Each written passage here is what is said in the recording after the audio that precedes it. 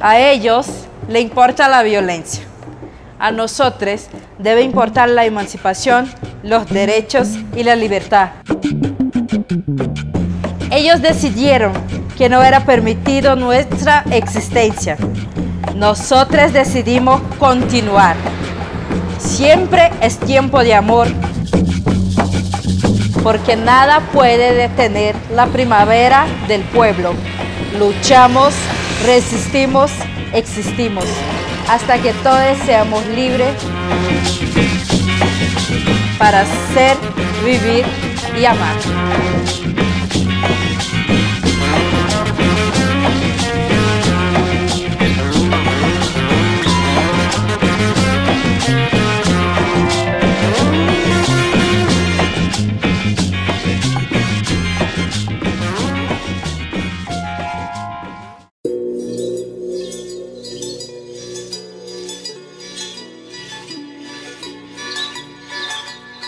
Bienvenidos, bienvenidas a esta nueva intervención de Nación Marica. Como ya saben, cada semana estamos subiendo un video nuevo en nuestro canal de YouTube de Movimiento Maricas Bolivia.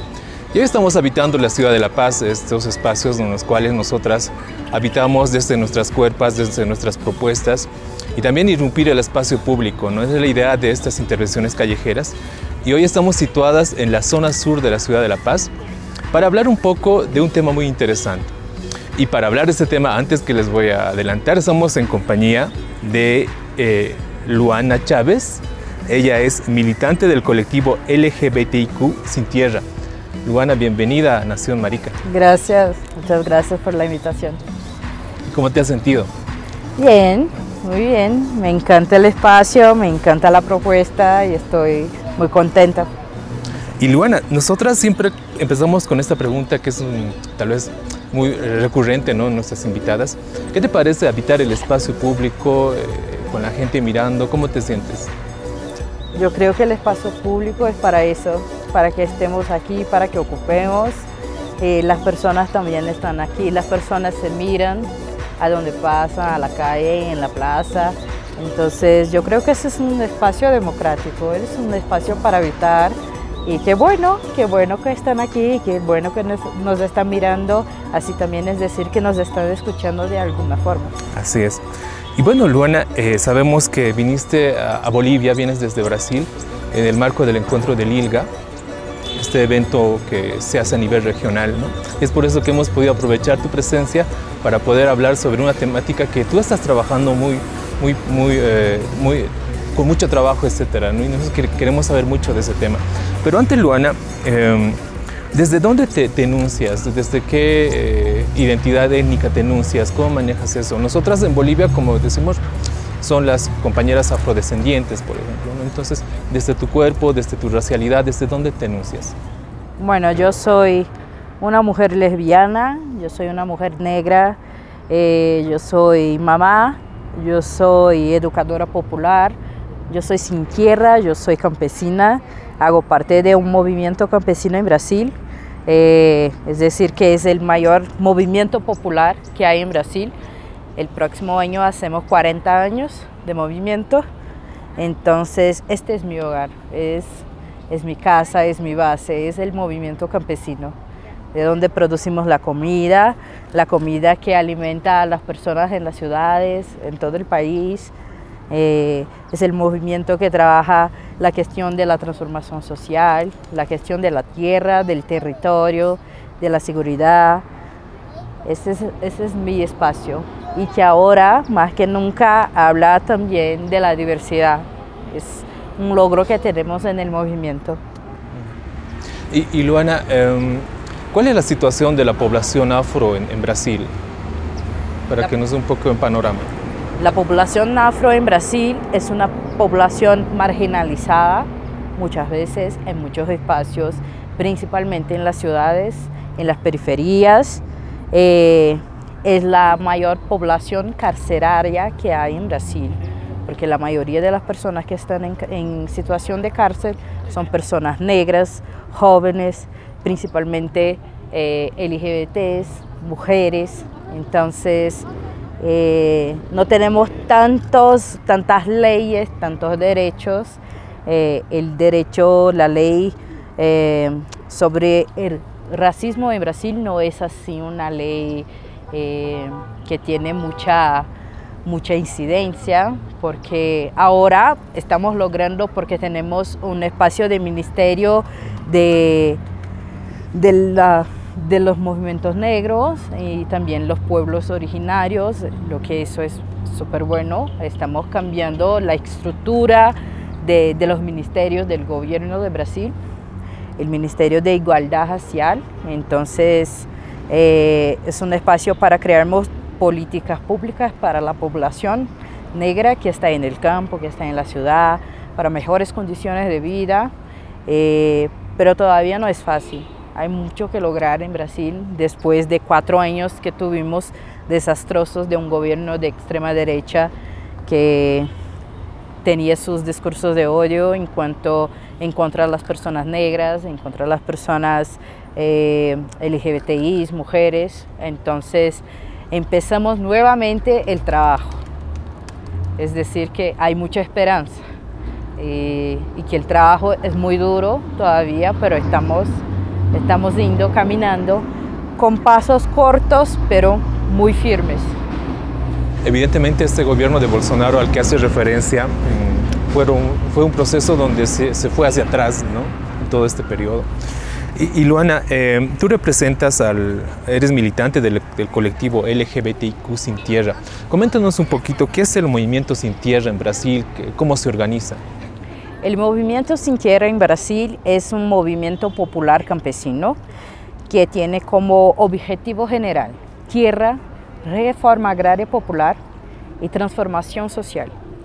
En Brasil hay una ley de tierras que es de 1850, pero también hay otros cambios en esta ley, pero esta ley lo que dice es, sin 10 años los tierratenientes que tienen sus tierras no hacen la función social del trabajo, la función social de la tierra, estas tierras hay que ser destinadas a reforma agraria. O sea, un dueño con mucha tierra, entonces ocupamos las tierras, hacemos acampamentos, producimos comida y también construimos nuestros hogares ahí. Es un espacio, hay mucha gente que vive principalmente en las calles, en situación de calle. Hay mucha gente que va para el movimiento justamente porque necesita un espacio para vivir, un espacio seguro y quiere conquistar su pedacito de tierra para sembrar, para tener su casa, para tener su vida, para poder criar sus hijos, tener su familia. El movimiento está organizado en 24 estados. En Brasil hay 26 estados más el Distrito Federal. Y el MST está organizado en 24 estados. Yo no tengo ahora una idea muy correcta de números, de cuántas personas están acampadas y asentadas, porque después que conquistamos la tierra, nuestro espacio de acampamento ahora se torna asentamiento. Entonces ahí se quedan las personas, las familias en sus comunidades que crían ahí en estos territorios, y para nosotros son territorios de resistencia, porque la ley de la función social de la tierra, mismo si hacemos las ocupaciones, ni siempre estamos ahí asegurados por la ley. Entonces hay muchos desplazamientos de tierra por los tierratenientes, por la policía, por el gobierno. Entonces hay lugares que logramos estar y hay lugares que no, que somos desplazados, entonces tenemos que ir a otra parte, a nos organizarnos otra vez para que el sueño de la tierra sea para nosotros realidad. Y Luana, tú has tocado un tema muy importante, ¿no? O sea, ¿cómo podemos diferenciar, digamos, una persona que no tiene casa, ¿no?, a una persona que no tiene tierra? O sea, ¿cómo, digamos, qué persona puede ser parte del movimiento? Digamos, yo que no tengo una casa puedo ser parte del movimiento, pero no quiero tener tierra para cultivar, ponte. Entonces, ¿cómo está manejando estas categorías de techo y tierra? o ambas van juntas? ¿Cómo están haciendo ese tema? Ambas están juntas. Hay personas que están en el movimiento y que contribuyen, son militantes, están en la organización, pero no tienen su pedazo de tierra y de verdad quieren continuar ayudando al movimiento y organizando, pero no quieren un espacio en el campo, porque siente también que su trabajo es continuar organizando otras familias en otros espacios, entonces todo bien. Pero hay personas y familias que sí, que quieren su espacio, porque quieren continuar a vivir en el campo. Entonces, para esas principalmente, pensar cómo podemos crear un ambiente, un espacio seguro, un territorio seguro de resistencia, pero también un espacio donde tengan todos los derechos de salud, de educación, de techo, de todo. Y bueno, cuando hablamos de un movimiento sin tierra, al menos la experiencia que tenemos en Bolivia fue hace mucho tiempo, pero quedó, digamos, a nivel local, que no pudo como que trascender a un nivel nacional, ¿no? Pero sabemos que igual la realidad es la misma, que hay gente que no tiene tierra, ¿no? O sea, no tiene un lugar en este país, ¿no? Entonces, tú nos decías que hace como 30 años este movimiento está vigente, ¿no? O sea, está 39 años, ¿no? Entonces, para hacer un poquito de actualización, digamos, ¿cuáles fueron sus principales demandas al inicio de este movimiento y cuáles son ahora? Porque de repente, digamos, yo consigo mi tierra y dejo de ser parte del movimiento y mi problema se solucionó, digamos. No sé si eso termina obteniendo la tierra, digamos, ¿no? ¿O hay una visión más allá de eso que también nos comentabas? Eso era en el comienzo. Ya. Organizar familias porque somos herederos de otras luchas campesinas en Brasil, como las ligas campesinas y otras luchas que ya hubieron en todo Brasil y algunas inspiraciones también de otros países. Nuestra inspiración también viene de Cuba con la reforma agraria y la revolución cubana y de otros países de América Latina. Antes en el movimiento es eso, tierra, reforma agraria, pero una reforma agraria clásica, de tener su espacio para vivir, su techo, su espacio para sembrar. La transformación social, claro, con formación política, con contestar lo que está ahí en el aparato mayor de la coyuntura con el sistema capitalista. Y entonces eso era importante, pero fue como 2 o 3 años empezamos a pensar que no era solamente eso. Había que tener escuela para nuestros niños principalmente. Entonces creamos las escuelas itinerantes, donde estaban las familias acampadas, la escuela tenía que estar también.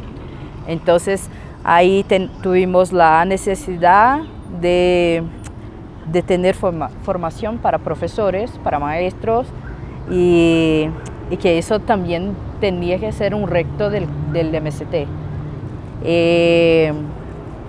Luego, ahora ya no pensamos solamente en la reforma agraria clásica, hay que pensar una reforma agraria popular, que es lo que decimos, que tenemos que luchar para construir una reforma agraria popular. ¿Qué es la reforma agraria popular? Es un proyecto popular, una propuesta de proyecto popular para la sociedad, no solamente para el campo. Es pensar para el campo, pero también para la sociedad. Entonces, la reforma agraria popular no es solamente tierra, es también pensar la educación, es pensar la salud, es pensar la emancipación humana, es pensar el trabajo de las mujeres, es pensar el trabajo de los jóvenes, es pensar a no migración más del campo para la ciudad, es pensar toda la dimensión que sea para lo humano, lo sensible, es pensar una otra forma de producir alimentos saludables, alimentos sanos, que sea a través de la agroecología, sin veneno, y esto es un desafío que tenemos en Brasil, porque traemos la propuesta de la producción sin veneno, Y con el gobierno Bolsonaro empezaron a votar para que los paquetes de veneno que antes eran prohibidos en Brasil, que son prohibidos en muchos países de América Latina y Europa, ahora son permitidos en Brasil. Y los aviones son los que pasan con los venenos por encima de las grandes lavoras, pero también para criminalizar el MST o para dañar nuestras producciones. También hay ataques así, que pasan con el veneno en el avión por encima de nuestros acampamentos, por encima de nuestras lavoras, de nuestras producciones, para que no sea posible sembrar, cosechar después nuestra producción. Y también, claro, para enfermar nuestras crianzas, nuestros niños. Esos son ataques que sufrimos en algunas regiones del país donde el agronegocio es más fuerte. Luchamos en contra del agronegocio, del monocultivo. La agroecología es la unidad del diverso. Es donde sembramos de todo, donde todo sea posible producir para la subsistencia. Y claro, es pensar que todas las personas en el mundo sí tienen que comer alimentos sanos, porque la alimentación sana también está ligada a relación humana. Si hay relaciones enfermas, si hay violencia, no hay una producción de comida saludable. Todo eso pasa, es la energía con la tierra, con la producción y la relación que tenemos uno con el otro en comunidad, en la organización. Eso hace parte de nuestro proyecto de reforma agraria popular. Que me parece muy lindo lo que planteas, ¿no? Y esto, como dices, ¿no?, es también enfrentarse a estas empresas agroindustriales, ¿no? Y en ese sentido, Loana, ¿por qué, digamos, el Movimiento Sin Tierra representa una amenaza para este consorcio agroindustrial, que es enorme, que mueve millones de dólares? ¿Por qué representa una amenaza? Lo que me cuentas. Porque justamente denunciamos lo que hacen, es como producen con veneno. Lo que se produce son monocultivos de soya, de maíz, de caña de azúcar. También hay las explotaciones ahí, porque la explotación del trabajo humano en estos territorios de agronegocio, hay muchos lugares así. Y son también espacios donde hay el desmatamiento, o sea, sacamos los árboles y plantamos la soya. Sí. Tenemos un ejemplo muy fuerte ahora en la Amazonía, donde sacaron muchísimos árboles de la floresta para poder plantar la soya. Esta soya no se queda en Brasil, esta soya no va para América Latina, esta soya va para lejos, para Europa. Son las commodities, así se quedan ricos. Es así que hacen su fortuna y explotan las personas de sus hogares, las tierras indígenas, por ejemplo, de los pueblos originarios, sacan las personas de ahí para explotar sus bienes naturales, los minerios y otras cosas, sembrar el monocultivo, producir con mucho veneno y llevar eso hacia la Europa. Y después nos devuelven como una caja de jugo de naranja con muchos millones más de impuestos y todo. Eso es lo que pasa en Brasil, en América Latina, en Bolivia y otros. Exacto, ¿no? Y eso lo que mencionas, Luana, es como que también hay una conciencia en la gente, en la sociedad brasilera, ¿no?, de que estos grandes monocultivos que cultivan con veneno, también como que hay una conciencia en la gente. Y es también donde ahí la propuesta del Movimiento Sin Tierra como que sustenta también su lucha, ¿no? Y es por eso que representan una amenaza para estos grandes industriales. Sí, el diálogo con la sociedad hoy en día es mucho más posible de hacer y hacemos muchas veces por nuestras ferias nacionales, regionales, en las ciudades, las ferias de la reforma agraria que llevan nuestro producto y no solamente vender el producto. No es solamente vender mi maíz, mi paquete de maíz sin veneno. Es principalmente vender mi paquete, pero decirte que este paquete es de una producción de agricultura familiar que está vendiendo sin veneno. No hay veneno, no hay violencia, no hay explotación. Eso hace con que la sociedad se quede curiosa para saber más. Y es así que vamos dialogando con la gente. Pero todavía somos criminalizados desde siempre. Ahora mismo, en unos minutos atrás, estaba viendo que hay una CPI, que es la Comisión Política Investigadora en Brasil, en el Congreso Nacional, para otra vez, por la quinta vez, investigar el MST. En 18 años, esta es la quinta vez, para decir que hay algo de malo, que nuestro arroz, por ejemplo, que nosotros somos el mayor productor de arroz orgánico en América Latina, que nuestro arroz está contaminado. Y entonces empiezan a ponerse ahí un montón de fake news otra vez para decir que hay algo con el movimiento, que el movimiento es un movimiento criminoso. Pero ya tenemos una buena parte de la sociedad que está ahí, que hace acciones en las redes, que conoce nuestra lucha, nuestros productos, pero todavía siempre es importante continuar diciendo, haciendo el diálogo, la relación con la sociedad. Eso es importante. Eso es muy para continuar y claro, es también la lucha por nuestra identidad y por lo que luchamos. Y Luana, ¿cuál es la estructura organizativa del Movimiento Sin Tierra? ¿Hay una representación? No sé, se me ocurre un presidente, un secretario general. Hay diferentes representaciones. ¿Cómo se organiza? No sé si es jerárquico, pero no sé cómo se organiza, tal vez es horizontal. Claro, hay que tener algún tipo de organización para poder hacer las formaciones, acciones y organizar el movimiento. Todo movimiento es así. Pero no hay presidente, no hay líder, no hay líder. Todos nosotros que hacemos la lucha somos coordinados y coordinadores al mismo tiempo. Pero claro, hay personas responsables para organizar, para estar con las familias.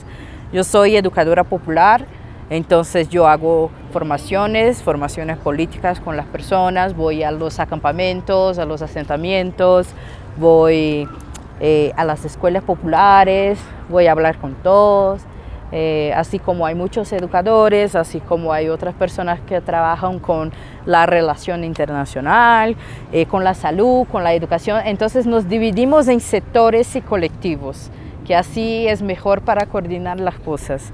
Entonces yo hago parte de un colectivo, pero también trabajo con la cultura. Y ahí tenemos los compañeros y compañeras del colectivo de salud que trabajan con la salud popular, los saberes populares de las hierbas. Y también hay compañeros de la educación que son los que están a frente de pensar cómo organizamos y construimos nuestras escuelas.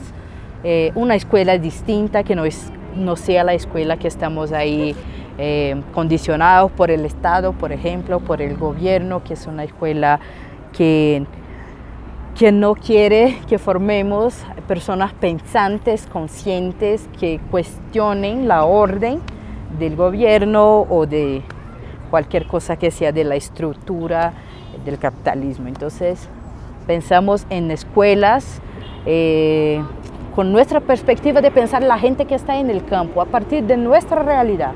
Entonces, ¿qué queremos que estudien? Queremos que estudien, claro, para aprender a leer, a escribir, a interpretar la realidad, pero también saber a pensar los ciclos de la luna para sembrar en la tierra.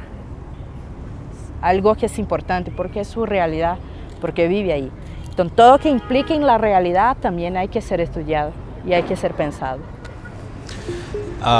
Estás viendo Nación Marica a través del canal de YouTube de Movimiento Maricas Bolivia. Hoy estamos hablando con Luana Chávez. Ella es militante del colectivo LGBTIQ+ Sin Tierra.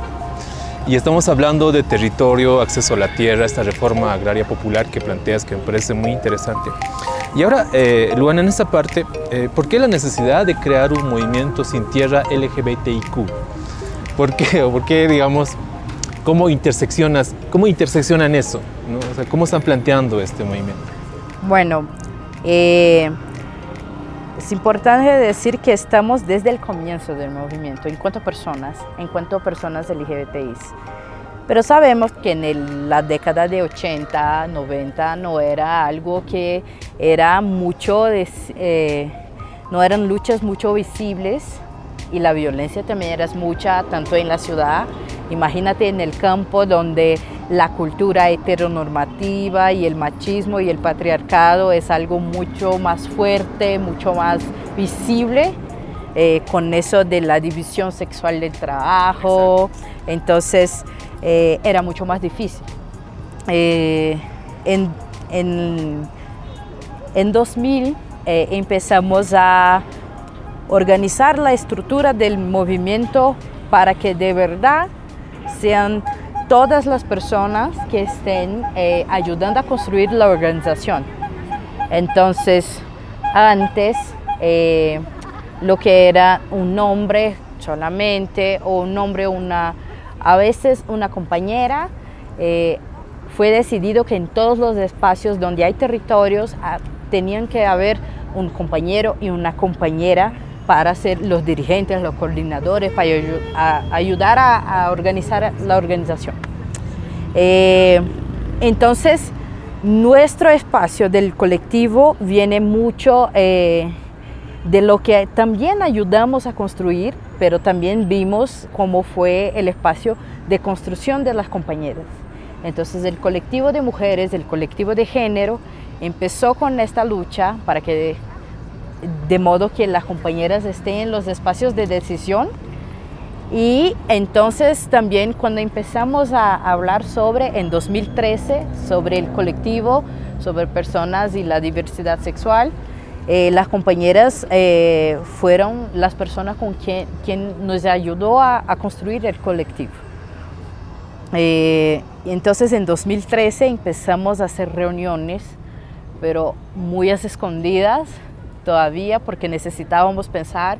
Entonces construimos un grupo de estudio para entonces proponer al MST, bueno, estamos hasta aquí ayudando a construir la organización y necesitamos ahora también hablar, así como hablamos de mujeres, la participación de las compañeras, hablar de la participación de las LGBTI. En 2015 hicimos el primer seminario donde construimos y llamamos otros compañeros y compañeras que son del MST, de otros sectores, de otros colectivos, para hablar sobre la diversidad sexual e identidad de género en el movimiento. Y de este espacio construimos nuestras líneas políticas y de acción para tener libertad para construir nuestros colectivos en los territorios, en las regiones y también para hacer la formación política para estas personas.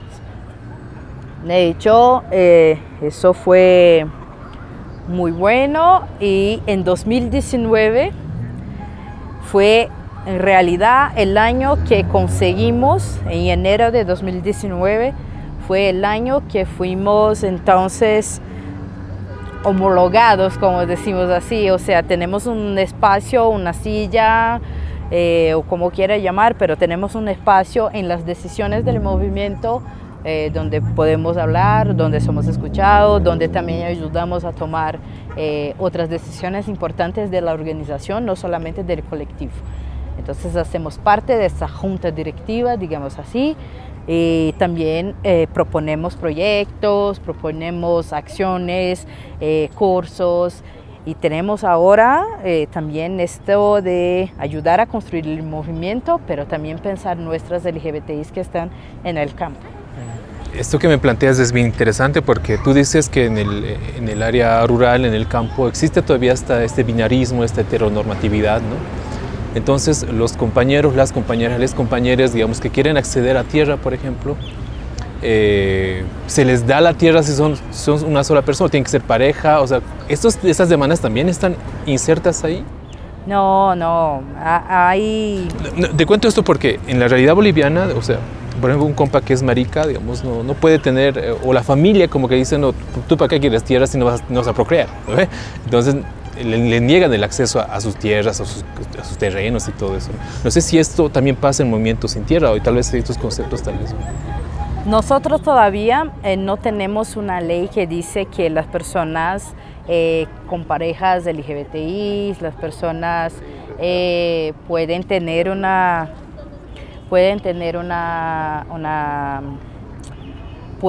su nombre en el documento del título de tierra. Pero logramos en 2009 una pareja lesbiana en un asentamiento logró obtener su título con sus nombres ahí. Todavía no es una ley, algo que seguro hay algunas parejas que sí que tienen, es posible, pero no es como una ley que tenemos en el Instituto de Colonización y Reforma Agraria, que es un instituto nacional que trabaja con esta parte de las tierras, de la titulación, pero sí es posible y si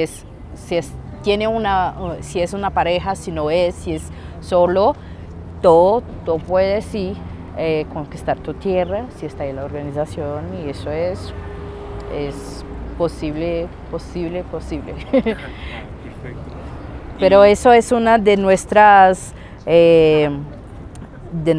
luchas también en el colectivo, que no necesite que sea una pareja o que tengamos que probar que somos o no lesbianas o algo por así para conquistar nuestro título. Y también el nombre social de las personas trans.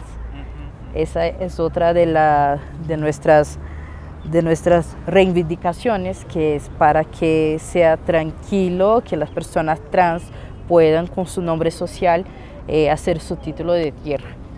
Y también conseguir crédito, financiamiento para organizar su vida en el campo, hacer sus proyectos de vida. Eso.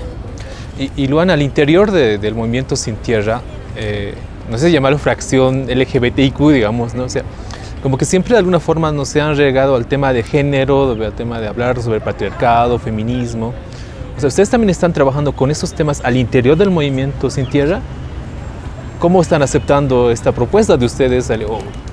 Imagino que se resiste porque hay una tradición histórica del binarismo, etcétera, al interior de los movimientos. Lo que hemos logrado en los últimos años fue, más allá, es que la organización ahora comprende que la lucha por la tierra hacemos todos juntos, y la lucha contra el patriarcado, el machismo, la LGBTfobia, la organización por entera debe hacer también. Entonces necesitan estar con sus formaciones sobre patriarcado, necesitan hablar sobre el machismo, los compañeros tienen que tener espacios de formación para hablar sobre eso también. Y tenemos un colectivo muy bueno que trata del tema, que trata de los temas, que son compañeras, compañeros, compañeres, entonces es intersectorial, no es solamente del colectivo LGBTI, son el colectivo de mujeres, el colectivo de formación, de educación, todos hablan de la diversidad humana, hay que hablar sobre, hay que estudiar, hay que producir sobre, pensando en nuestras realidades, y también hay que ayudar a hacer la formación, a debatir con otros compañeros y compañeras, principalmente en nuestros territorios, en la base, como decimos, no solamente entre la militancia, es también en la base donde están nuestros compañeros y compañeras del movimiento. ¿Y existe un movimiento sin tierra de mujeres o no? El movimiento sin tierra es de toda la gente. Decimos que la transformación social no se da si estamos cada uno con sus cajitas. Hay que pensar el todo, porque la sociedad es diversa.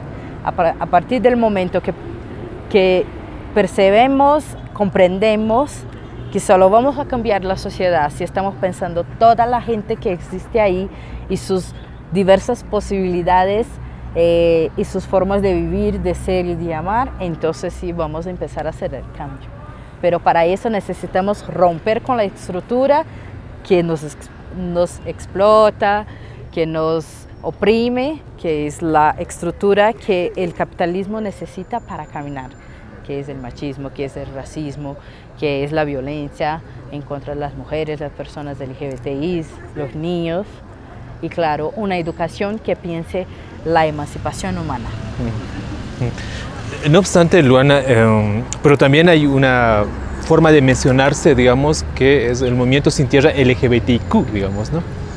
Es algo aparte, digamos, no será una cajita, digamos, ¿no? Pero siento que es como que algo aparte, ¿no? Del movimiento más general. Después existe un movimiento de mujeres, digamos.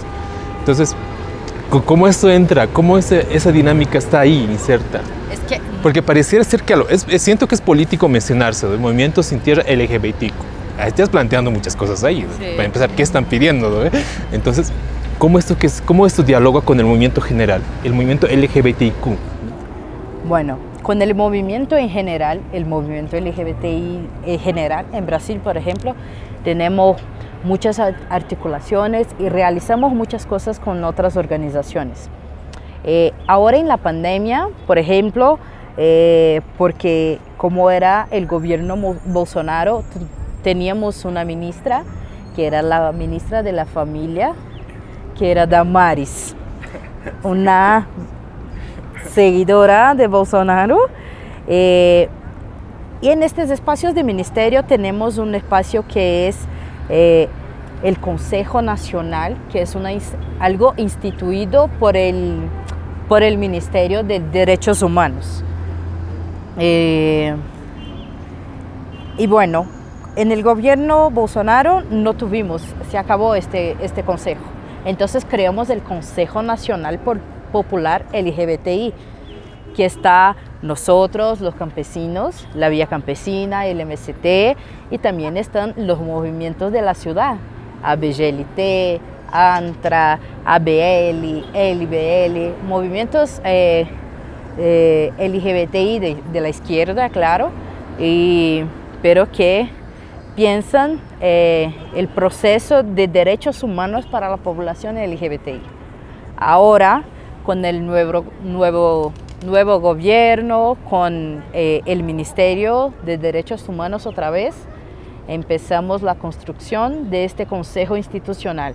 Y más allá del Consejo Institucional, también un foro nacional popular para que haya también otras instituciones LGBTI del campo, de la ciudad, para participar con nosotros y pensar la lucha como un todo, la lucha LGBTI como un todo en Brasil.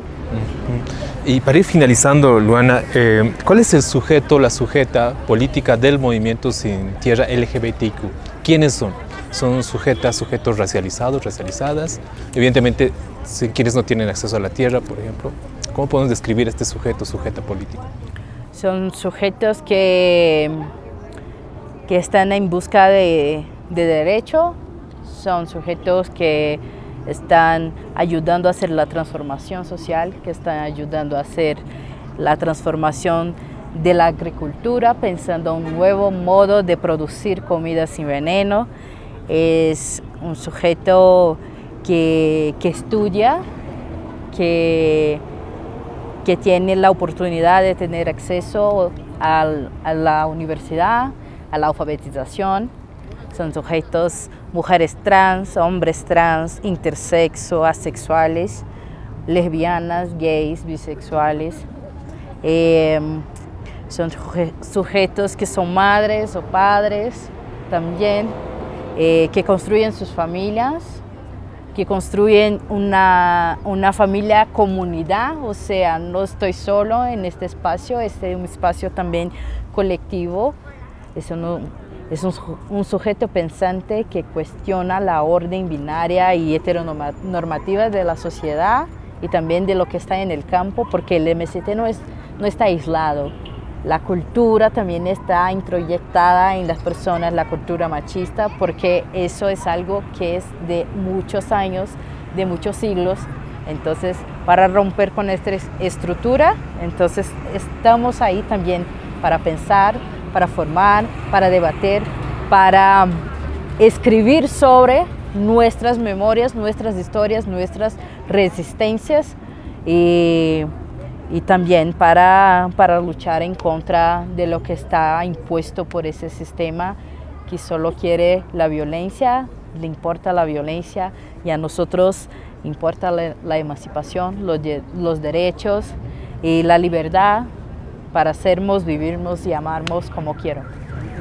Y para finalizar, Luana, esta última pregunta, ¿cuáles serían tus críticas al movimiento LGBTIQ urbano que se concentra en las capitales, en las grandes capitales, ¿no? Porque como que de alguna forma hablamos urbano, área rural versus área rural, digamos, ¿no? Campesinado. Es como que son dos propuestas de repente políticas diferentes, ¿no? La forma como llevan el activismo, las políticas. ¿Cuáles serían tus críticas a este movimiento urbano? Hay una crítica que es como casi no somos visibilizados, aunque se parece que no hay personas LGBTI en el campo, porque muchas veces las discusiones de algunas organizaciones LGBTI de la ciudad es solamente para la comunidad que está en la ciudad, muchas veces a su alrededor. Y se olvidan que hay personas en el campo también, o porque no conocen, o porque también no están dispuestos, o no saben cómo, pero eso acaba nos invisibilizando, quienes estamos ahí.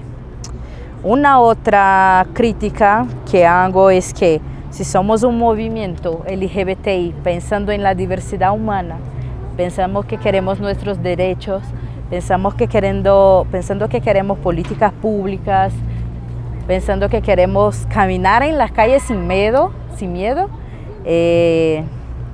tenemos que pensar que no, de ninguna manera es posible hacer alianza con cualquier tipo de gobierno que nos amenace, que diga que no somos seres humanos, que reniegue nuestra existencia.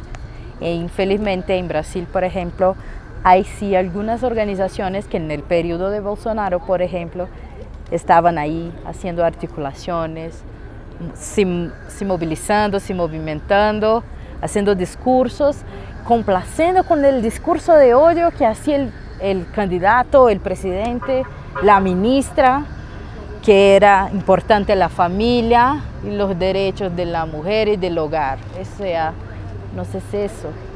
Hay mucho que pensar. Nosotros estamos aquí para sermos libres, para pensar que necesitamos ir por ahí sin miedo de sermos asesinados o de sermos violadas. ¿Y cómo hacemos eso con las personas que están nos destruyendo en sus discursos? Eso no es posible. Entonces, esa es una crítica muy fuerte que hacemos en toda la comunidad LGBTI que de verdad lucha por derechos humanos, por nuestros derechos, de nuestros cuerpos. Entonces, es decir, que no es posible y no hay ningún tipo de posibilidad de hacernos alianzas con este tipo de gobierno, de personas que hacen discursos de odio y que fomentan el odio en contra de nuestras personas, en contra de nosotros, sujetos LGBTI. Bueno, Luana, ha sido un gusto que nos acompañes en este programa de Nación Marica, y también ha sido bueno escucharte todo lo que dices, las propuestas que manejan en el Movimiento Sin Tierra allá en Brasil, y bueno, tu despedida, por favor, para este programa. Muchísimas gracias por la invitación, gracias por este espacio. Es un espacio importante, fomenten ese espacio porque de verdad dar voz a las personas en espacios públicos, de verdad hacer valer la democracia. Muchas gracias. Muchas gracias, Luana. Y con nosotras va a ser hasta un siguiente video. Ya saben, suscríbanse a nuestro canal de YouTube de Movimiento Maricas Bolivia. Ahí vamos a estar publicando un nuevo video cada semana, así que con eso nos despedimos. Chao.